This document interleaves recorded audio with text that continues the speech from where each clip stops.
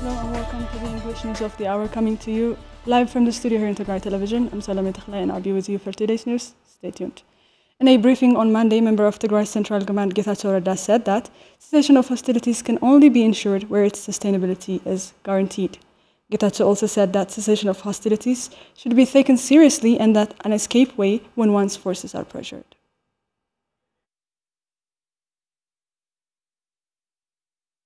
I wouldn't be surprised if Abiy all of a sudden comes up with the whole notion of unilateral cessation of hostilities. I don't think we'll be stupid enough to take the bait here. We have to make sure that if cessation of hostilities agreement has come about, it needs to be clearly worked out. It needs to be guaranteed by people who can say yes and no to our decisions. It needs to take into account our needs. It needs to be taken seriously, not something that is based on the capricious decision of a tyrant or a sort of smart alecky move that's going to be used as an exhaust valve if the pressure mounts on its forces. We are standing our ground in many areas. We are launching a counteroffensive, and I wouldn't be surprised if Abiy all of a sudden wakes up one Friday morning and tells the world that he has, or it could be Sunday, for all I care, and say something along that line. What's the point of having caused the loss and destruction, the loss of lives and destruction of property in a needless war, and once again to come out and claim to be magnanimous but let's not jump the gun. The point is, if there is going to be cessation of hostilities, it needs to be something that is going to be seriously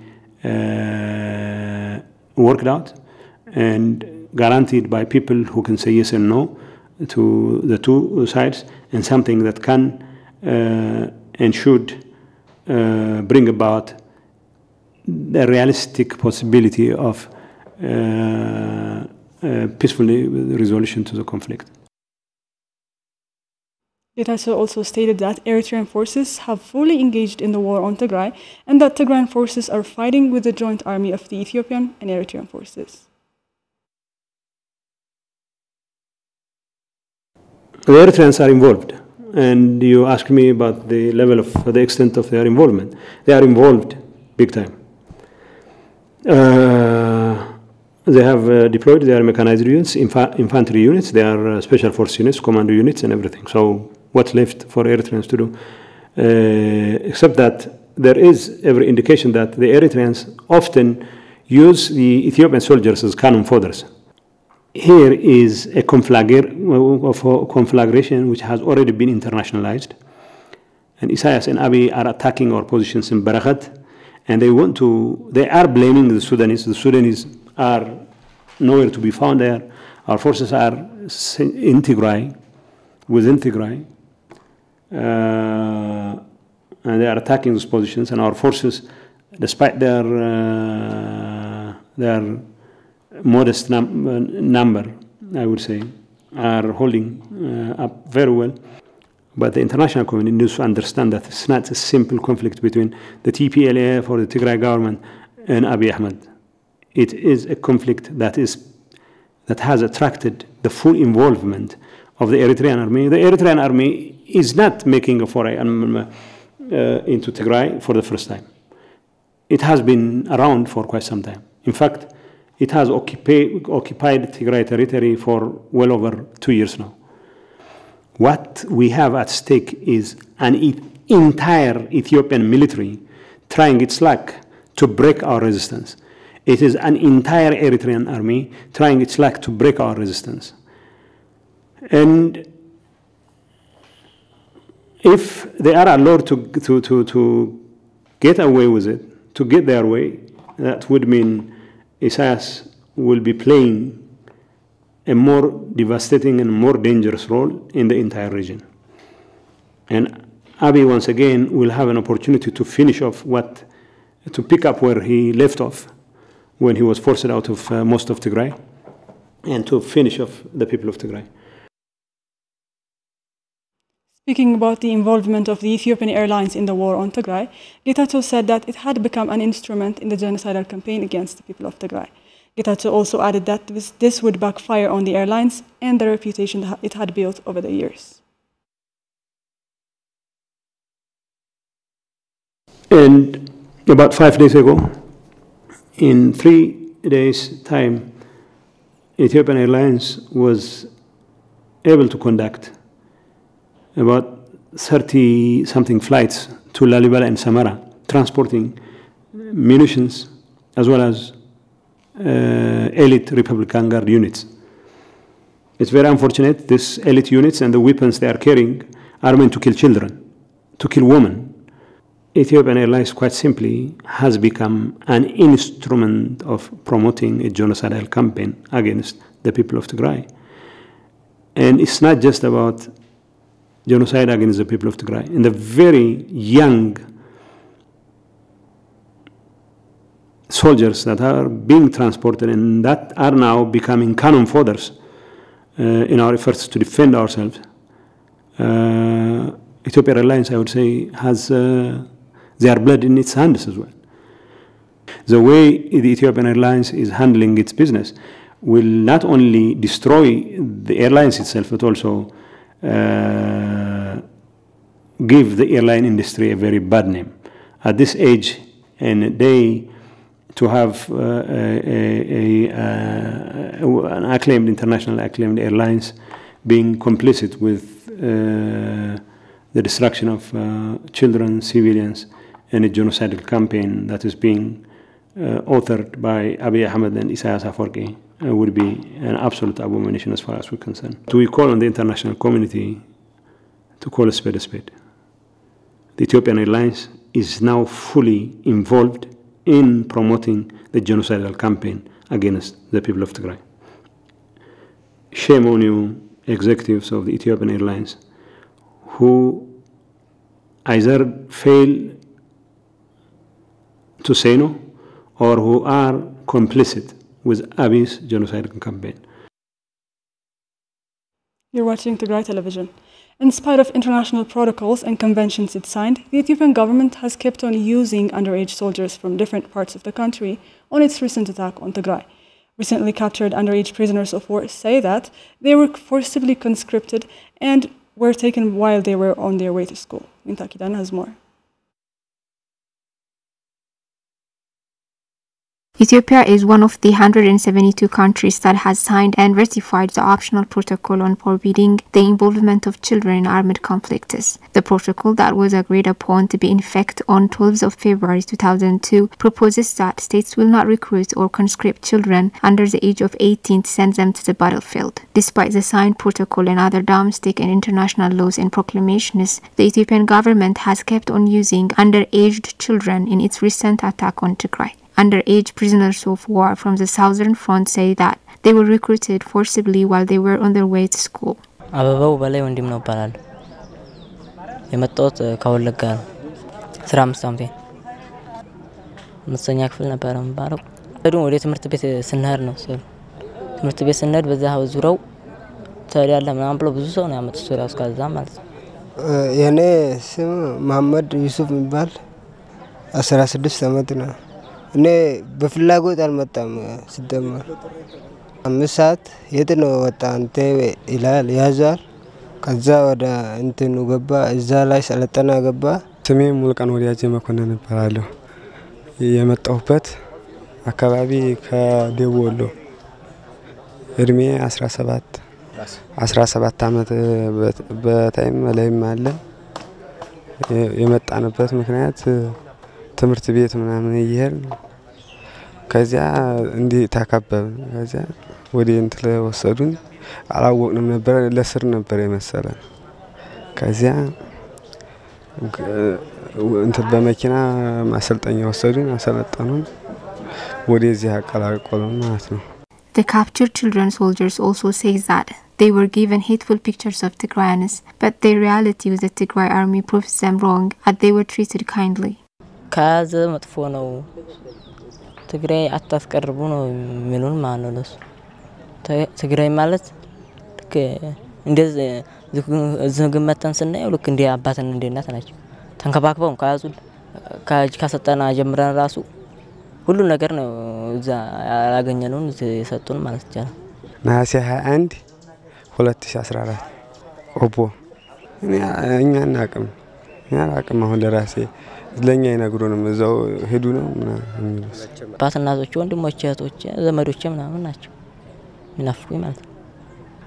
The testimonial of these children soldiers in the Ethiopian army suggests that children in general are being abused by being forced to be soldiers and to engage in war, particularly in the Tigray war, by the Ethiopian government in the time of their innocent and constructive ages when they should be protected and taken care of. In his brief stay with Tigray Television's Maqala Foresight, Executive Director of the World Peace Foundation and Research Professor at Fletcher School of Global Affairs of Taft University, Alex Dowal, stated that Eritrea needs to pull its hands from the war on Tigray for a peaceful resolution to the conflict.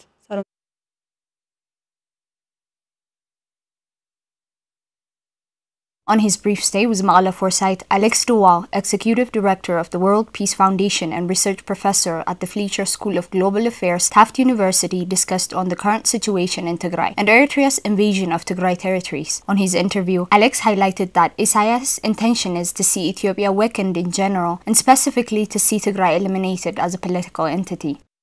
Well, what Isaiah wants to do is to have Ethiopians kill one another.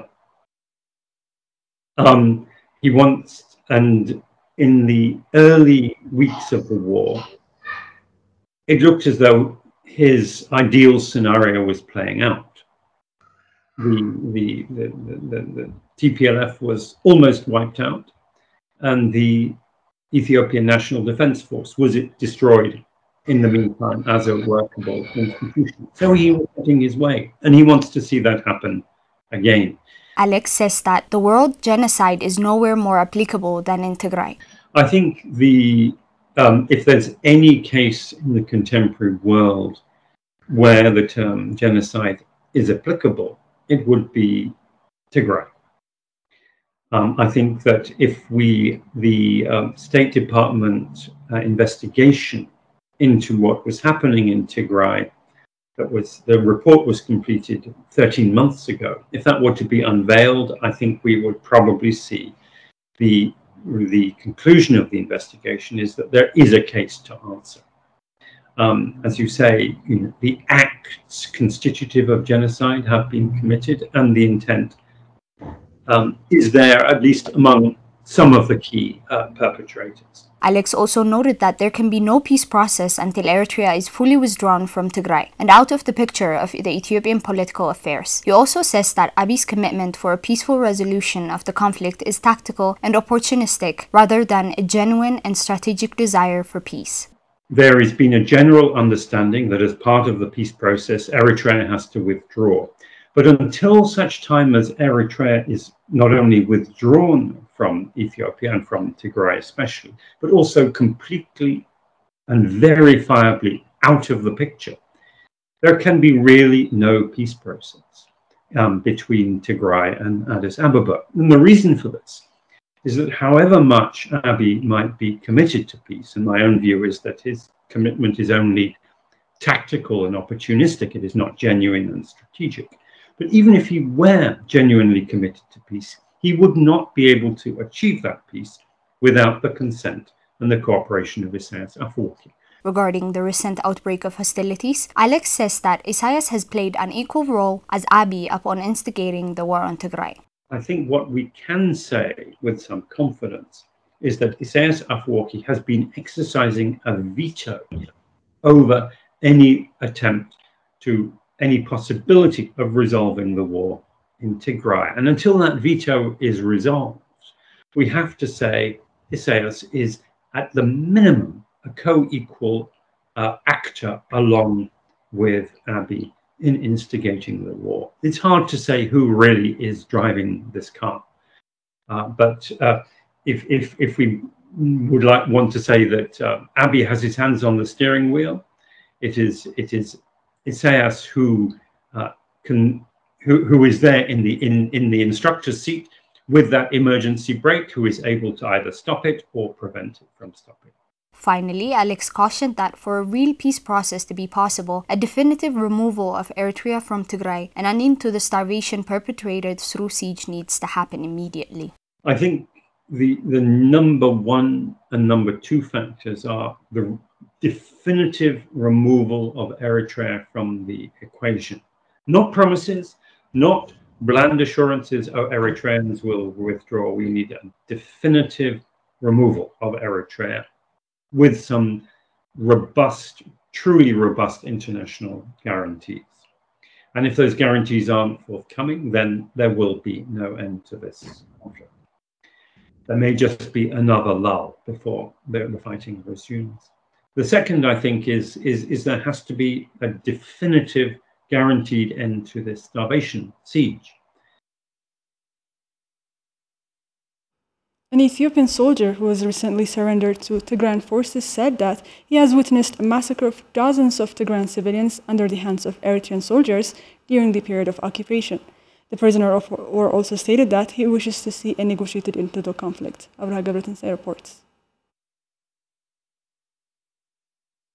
This young man is called Misganao Sleshi. He is now held captive in Mekelle city after having surrendered himself to TDF last week at Kobo, Southern Front. He says he witnessed one of the most gruesome massacres perpetrated by Eritrean forces on civilian residents at the towns of Aksum and Adwa in November 2020.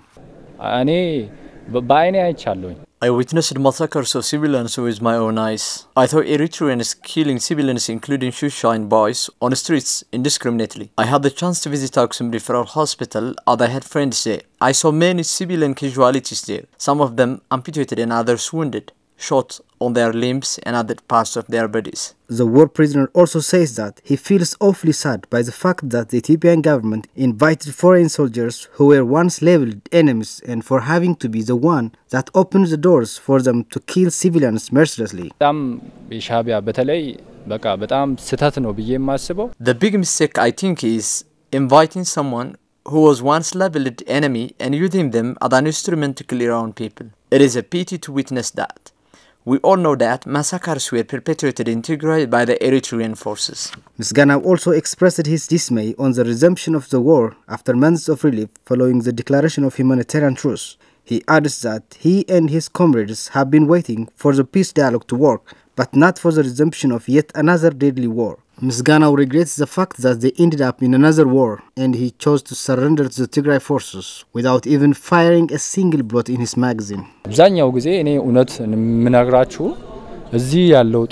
be honest with you, many of the soldiers do not have the passion to fight against the Tigray Defense Forces. I see them listening to the radio, even being inside their fortresses, anxiously waiting to be told that the negotiation is going well. They were eagerly waiting for the conflict to end and to breathe a sigh of relief. I know many of those who had such high hopes by name. Everybody wants this conflict to be resolved through peaceful dialogue. The war prisoner emphasized the ugliness of war and advised everyone to put down their guns and sit around a table for a peaceful negotiation, believing that war is severely destructive.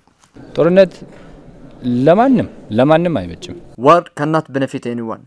I want war to be eliminated from the world if possible, but it doesn't seem to be possible. Ours is even bizarre. It is shameful to kill one another. I have witnessed the ugliness of the war, but I don't know how to show this to my fellow Ethiopians. I wish I could do some documentary and show it to you all. It is really bad. I would like to advise anyone who decides to join the Ethiopian National Defense Forces to think critically. I don't wish this on anyone.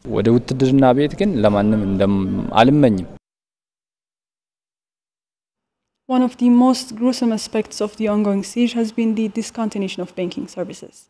For more than 14 months now, Tigrayans have not been able to access their savings, putting millions in crisis. Pensioners are among those highly affected by the ongoing siege, with many being forced to the brink. Our reporter Argawi Gabrmikael spoke to Asaf Hagos, a pensioner who is finding everyday life difficult. Safa Hagos is a pensioner who used to support his family by selling sheep and chickens before the start of the war on Tigray by the Ethiopian government and its allies. However, After the war and the siege that followed it, Asafa couldn't able to get his pension salary for more than a year now, and as a result, he is no longer able to pursue his previous business. I used to buy and sell sheep and chickens before the start of the war. In addition, I had my pension salary to support my family. But currently, I could no longer get my pension and couldn't be able to pursue my business. So the responsibility of taking care of the family has fallen on the shoulders of my wife, who washes clothes for other people.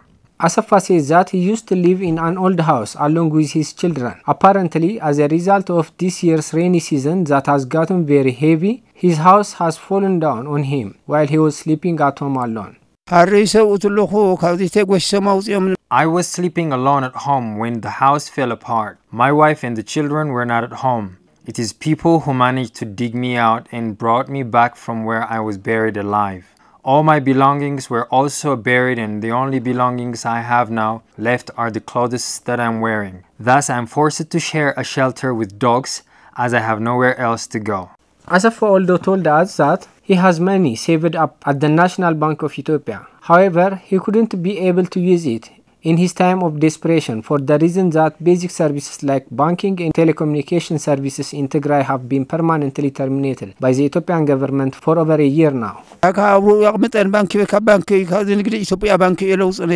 have a saving at the bank and I used to use it in rainy days previously, but now I couldn't access it after banking services were terminated in Tigray. Currently, my health is also highly compromised and I am not getting my medications for my high blood pressure, which I used to get for free in health centers, because they're running out of medical supplies.